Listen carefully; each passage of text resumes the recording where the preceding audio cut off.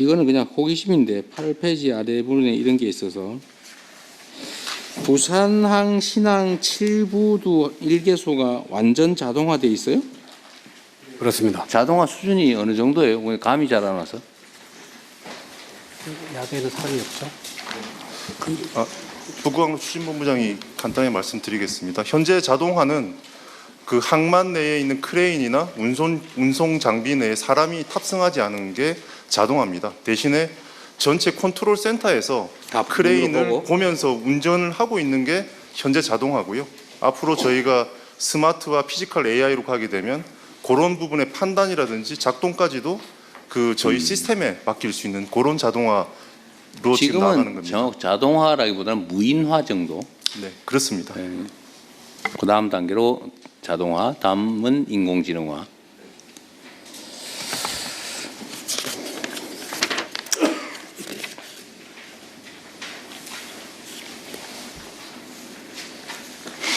아까 그 얘기 중에 북극항로에 쇄병선 임차를 의무화하고 있다고 했잖아요. 근데 중국은 자회사의 자회사, 손자회사를 통해서 하면 제재는 손자회사 정도에 끊기고, 그거는 뭐 유럽이나 다른 지역은 안 가는 걸로 지금 운영하고 있다 그 말이죠. 지금 그 현재 러시아 쪽에서 의무화하고 있다는 것은 어떤 의미냐면, 현재 러시아에서 그 운항 허가를 내주는 기관이 로사톰이라는 그 러시아 원자력 관련된 공기업입니다. 국영기업인데 거기서 정권을 가지고 있고, 운항 허가를 내주면서 원칙적으로는 세빙선을 붙여야 되지만 여름에 그 유빙이 없거나 안전한 항로일 때는 세빙선을 면제해 준다는 식으로 해서 허가를 내주고 있습니다. 그런 식이 됐을 때 중국 선박들은 세빙선 에스코트 없이 다니거나 혹여 에스코트를 할 경우에 그 말씀하신 작은 중소선사들은 별도의 어떤 그 지불 방법을 통해서 지불을 하는 것으로 저희가 알고 있습니다. 기로 슬쩍 주고 뭐 이러나요? 모르게. 아무래도 위안화 결제라든지 다른 방식으로 하고 있는 것 같은데 그것까지는 저희가 파악은 지금 현재로서는 그렇게 쉽지는 않습니다. 하여튼 우리도 가능한 방법을 최대한 찾아내서 여름 한철이라도 좀 시범 항로라도 개척해서 어쨌든 자료 데이터 축적은 계속 해나가야 될 텐데, 그죠? 네, 그렇습니다. 그래서 이번 중국 선사 사례도 있기 때문에 어쨌든 여름철에는 쇄빙선을 안 붙이고 운항을 하게 해줬단 말이죠. 뭐 똑같은 조건을 저희들도 뭐 요구할 수 있을 거라고 생각을 합니다. 러시아와 외교 관계도 중요하겠네요. 지금 그 북극 항로 중에 소위 북동 항로, 그러니까 유럽으로 가는 왼쪽이 북동 항로. 거기 말고 소위 북서 항로라고 하는 게 이제 오른쪽으로 캐나다 쪽으로 가는. 알래스카를 지나서 캐나다 쪽으로 가는 거죠. 연안을 통해서 가는. 그쪽은 별로 사업성이 떨어지나 보죠? 바다 여건이 더 어렵습니다. 북동 항로보다. 수요도 그리 많지 않고.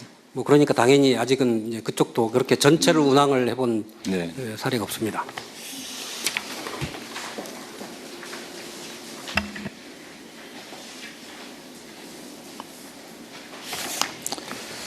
네. 15페이지 상단에 그런 내용, 아까 저기 PPT 발표도 있었는데, 식품 수출액 130억 불 중에서 수산식품이 30억 불이다. 그 중에 김이 10억 4천만 불이다. 이 말이죠. 그렇습니다. 그런데 30년, 앞으로 5년 후 수산식품 수출을 40억 불로 목표를 잡았다. 그 중에 김은 15억 불, 그러니까 한 45% 이렇게 늘려 잡았다. 이런 거죠. 네. 너희가 너무 소심하게 잡은 목표 아니에요? 안 그래도 대통령님 그 말씀 하실 것 같아가지고요. 저희들 테스트 해본 거예요? 아닙니다. 직원들하고 토론을 많이 했습니다. 근데 직원들이 제가 한 17억 불, 8억 불은 그래도 말씀드려야지 안 되겠냐는데 제발 차관님 그러시면 안 됩니다라고. 왜냐하면 이거를 너무 수출을 많이 해버리면 그렇죠. 국내 수급도 뭐 국내 또 김 가격 문제도 있고 또 뭐 여러 가지 또 부작용들이 있다. 그래서 저희들이 전략을 그래서 원물을 여기서 너무 많이 수출용으로 해버리면 네. 국내에 문제가 있으니 그럴 수 있는데 고부가 가치로 빨리 전환을 해서 그걸 통해서 금액을 늘리자. 그러면 17억 불까지 가능할 걸로 저는 보고 있습니다. 지금 그 김 양식장이 엄청나게 빠른 속도로 늘어나고 있잖아요. 저희들 아까 보고 드린 대로 작년에 2,700헥타르, 금년에 626헥타르, 3,300헥타르를 늘렸습니다. 그래서 김양식 시설이 경기만까지 올라왔던데 지금 서해안 상당히 많이 북상했더라고요. 근데 이게 전 세계에서 이 김을 생산하는 나라가 그렇게 많지가 않죠. 한중일이 대부분입니다. 일본도 해요. 한국, 일본, 중국. 일본은 근데 우리나라 김 제일 많이 수입하는 나라 아닌가요? 저희들 미국으로 제일 많이 수출하고요. 미국이 제일 많이. 일본으로도 많이 수출합니다. 우리 수산실장이 조금 더 보완 설명 올리겠습니다. 예, 수산정책실장입니다. 지금 미국이 작년에 약 2억 1천만 불 정도 미국으로 수출을 했고요. 그리고 일본이 약 2억 불 정도 그렇게 수출했습니다. 근데 이게 왜 경쟁력이 있을까요? 이것도 실제로는 거의 노동력에 주로 의존하는 1차 산업인데 왜 이게 중국이나 일본보다 우리가 경쟁력이 있습니까? 네, 수산정책실장입니다. 우리나라 김이 갑자기 이제 해외 수출이 많이 된 이유 중에 하나가 우리 K-팝 문화인 물론 것 그러긴 같습니다. 하죠. 특히 캐대원 같은 경우에 김밥이라든가 이런 데 영향을 많이 미쳤다고 보고요. 그래서 작년에 이제 폭발적으로 김 수출이 많이 늘어났습니다. 그리고 또 최근에 미국이라든가 이런 데서 간식용으로 이렇게 스낵용으로 이렇게 개발을 하다 보니까 수출이 많이 늘어난 것 같습니다. 그러니까 그건 초기에는 그럴 수 있는데 근데 결국은 이제 예를 들면 중국이든 일본이든 낮은 인건비에 낮은 지대 이런 것 때문에 결국 생산 원가는 우리보다는 훨씬 낮을 가능성이 많고 일본은 잘 모르겠는데 그러면 결국 남아 있는 거는 지명도 이게 한국산이냐 중국산이냐 그거 말고는 생산 원가에서는 크게 우리가 많이 경쟁에서 밀릴 가능성이 많지 않나요? 품질이 좀 다른가요? 예, 품종에 약간 차이가 있는 것 같습니다. 그래서 중국 같은 경우는 중국산 단김이라고 그래가지고요. 우리나라 김 종자보다 약간 좀 수준이 떨어지는 부분들이 있고 그래서 우리나라 김 자체가 일본하고 경쟁을 해도 조금 품종 때문에 예, 품종도 그렇고 또 수질이라든가 생산 여건 자체가 원산지에 대한 선호도 이런 것도 일단은 우리가 유리하긴 하죠. 네, 예, 그렇습니다. 장기적으로는 어떨지 모르겠네요. 어쨌든 잘 준비해 주시기 바랍니다. 그 다음에 17페이지를 보다가 제가 생각난 건데 이 해상풍력 발전 사업을 하려 그러면 어민들하고 충돌이 많죠. 네, 아무래도 어장을 그쪽에서 그 때문에 시간도 많이 걸리고 그러죠. 협의하는 데 시간이 많이 걸립니다. 그리고 어민들이 제가 얘기를 들어보니까 해당 지역에 있는 어민이 아니고 다른 지역에서 와가지고 그 지역에서 뭘 잡는 사람도 나도 이해관계자다 이렇게 주장을 한다고 그러대요. 실제 그쪽에서 조업한 실적이 있으면 이해관계인이긴 합니다. 한두 번이라도 왔다 간 기억이 기록이 조업 있습니다. 실적으로 이제 확인이 되면은 그분들 입장에서는 어장을 잃는 결과가 되기 때문에 그 부분들도 고려를 하기는 해야 됩니다. 근데 그게 제일 큰 문제라던데 그건 해결 방법이 마땅치 않네요. 이제 현장에서는 여기저기 그래서 아주 기록 남겨놓고 그러면 개발하는데 특히 해상풍력은 여기저기 다 해야 되는데 나도 거기서 고기 잡았었다 한때 조기도 잡았었다 오징어도 잡았었다 이러면 다 보상해줘야 됩니까? 근데 주장은 하는데 저희들 이제 다 조업 실적, 위판 실적으로 그걸 입증을 또 해야 되기 때문에 그 입증을 하면 됩니다. 실제로 어떠세요? 이게 해상풍력은 소위 고정식 바다에다 이렇게 고정하는 방식.